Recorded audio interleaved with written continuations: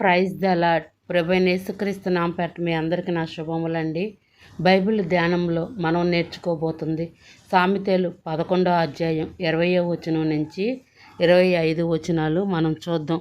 మూర్ఖ చిత్తుల యెహోవాకు హేయులు, యథార్థముగా ప్రవర్తించువారు ఆయనకిష్టులు.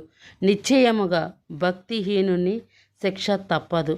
నీతిమంతుల సంతానము విడిపింపబడును. వివేకము లేని సుందరి స్త్రీ పంది ముక్కున బంగారము కమ్మి వంటిది.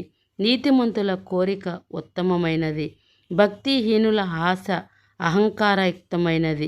వెదజల్లి అభివృద్ధి పొందిన వారు కలరు. తగిన దానికన్నా తక్కువ ఇచ్చి లేమికి వచ్చువారు కలరు. ఔద్ధర్యము గలవారు పుష్టి నొందుదురు. నీళ్లు పోయువారికి నీళ్లు పోయబడును.